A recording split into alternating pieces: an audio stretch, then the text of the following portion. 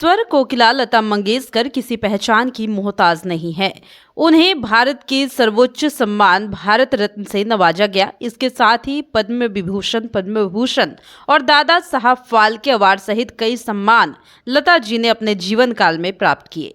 लता सिर्फ भारत की ही नहीं अपितु पूरे विश्व की सबसे प्रतिष्ठित और लोकप्रिय गायिका थी। संगीत जगत में एक अमिट छाप छोड़ गई वो। अपने जीवन काल में लता जी ने 36 भाषाओं में 50,000 से ज्यादा गीतों को अपनी आवाज दी। उनकी मधुर आवाज ने लाखों दिलों को मोहा और उन्हें स्वर कोकिला के नाम से जाना जाता है। 28 सितंबर 1929 को वो मध्य प्रदेश के इंदौर में जन्मी। लता मंगेशकर ने संगीत जगत में जो योगदान दिया उसके लिए संसार उन्हें हमेशा याद रखेगा।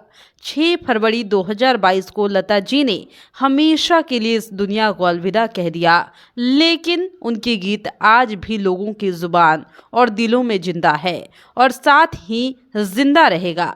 तो चलिए आपको बताते हैं कि लता मंगेशकर के जन्मदिन के अवसर पर उनकी ऐसी खास बातें जो शायद आप नहीं जानते होंगे। लता मंगेशकर का जन्म 28 सितंबर 1929 को इंदौर में हुआ था।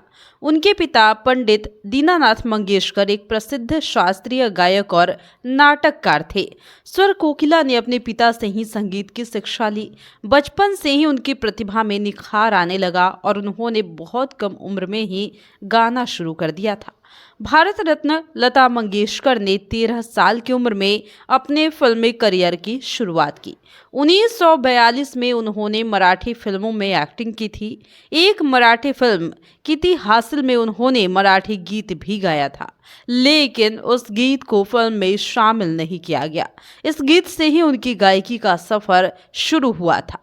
संगीत की देवी ने अपने इंटरव्यू में बताया था कि उनका जन्म नानी के घर इंदौर में हुआ था, जहां वो उनका परिवार सांगली चला गया, जहां उनके पिताजी ने फिल्म कंपनी बनाई और लता मंगेशकर ने 5-6 साल की उम्र में पिताजी से संगीत की विद्या लेनी आरंभ कर दी। 1942 में हृदय रोग के कारण लता के पिता की मृत्यु हो जाती है, जिसके बाद से एकदम ही लता के ऊपर मुसीबतों का पहाड़ टूट पड़ा।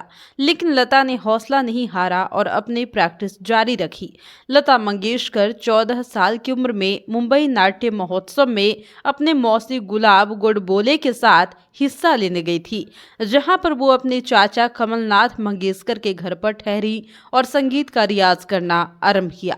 लता के मन में सिर्फ एक ही बात थी कि किसी तरह से वो अपने पिता के नाम को आगे बढ़ाएंगी, लेकिन उनके चाचा को उन पर विश्वास नहीं था।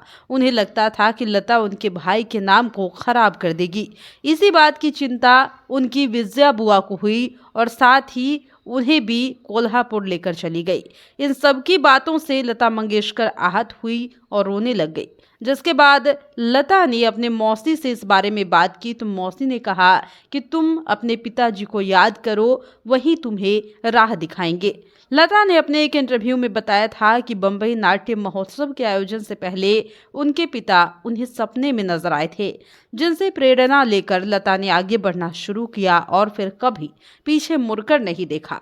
70 साल से ज्यादा की लता मंगेशकर संगीत जगत में एक्टिव रहीं और उन्होंने 50,000 से ज्यादा लोकप्रिय गीतों को अपनी आवाज दी।